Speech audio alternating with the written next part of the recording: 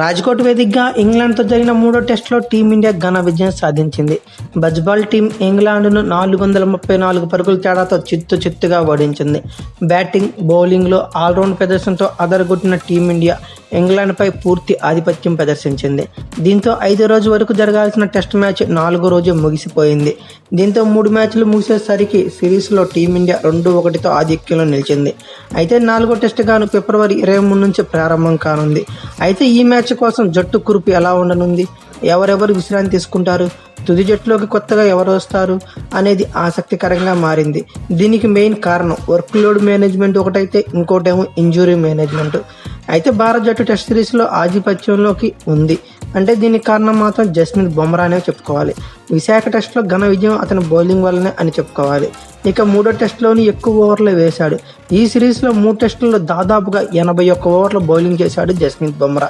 అయితే మొత్తంగా 17 వికెట్లు పడగొట్టాడు. అత్యధిక వికెట్లు తీసిన బౌలర్గా అతడే ఉండటం మనకు విశేషమని చెప్పుకోవాలి. దీంతో 4వ టెస్టుకి విశ్రాంతినిస్తారని సమాచారం. ఆఖరిదైన 5వ టెస్ట్ ధర్మశాల వేదికగా పేసర్లకి కంప్లీట్ అనుకూలంగా ఉంటుందనే వార్తల నేపథ్యంలో రాంచీ పోరులో బుమ్రాకి విశ్రాంతినివ్వాలని ఆలోచిస్తున్నారు. ఆ స్థానంలో జట్టులోకి ముఖేష్ కుమార్ వస్తాడు. ప్రస్తుతం రంజీల్లో బెంగాల్ జట్టుకి ఆడుతున్న అతను రాంచీ టెస్ట్ నాటికి జట్టులో చేరతాడు. ఒకవేళ రాంచీలోనే టీమిండియా సిరీస్ నెగ్గితే 5వ మ్యాచ్లో గాను బుమ్రా ఆడకపోవచ్చు. ఇక ఫిట్నెస్ కారణంగా 3వ టెస్టుకు దూరమైన కేఎల్ రాహుల్కు బీసీసీఐ వైద్య బృందం గ్రీన్ సిగ్నల్ ఇస్తే 4వ మ్యాచ్కి వచ్చేస్తాడు. అప్పుడు గత 2 టెస్టుల్లో విఫలమైన రజిత్ పటిదార్ను తప్పించడం ఖాయమనే చెప్పుకోవాలి. ఎందుకంటే రజిత్ పటిదార్ 2 టెస్టుల మ్యాచ్లు ఆడి కేవలం 46 పరుగులు చేశాడు.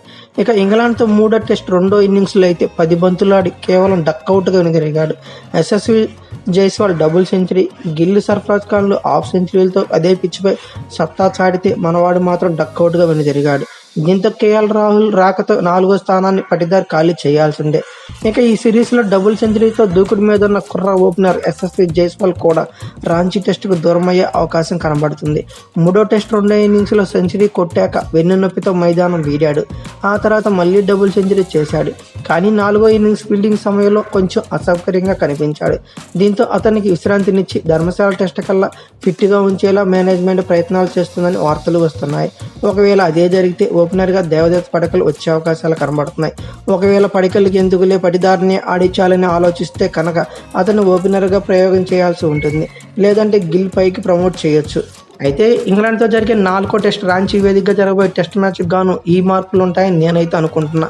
మీరేమనుకుంటున్నారో కామెంట్ బాక్స్లో పిన్ చేయండి. అలాగే ఈ వీడియో కనుక మీకు నచ్చితే like, share, comment plus subscribe చేసుకోండి. అలాగే పక్కనే ఉన్న బెల్ ఐకాన్ నొక్కడం మాత్రం మర్చిపోకండి. Thank you for watching.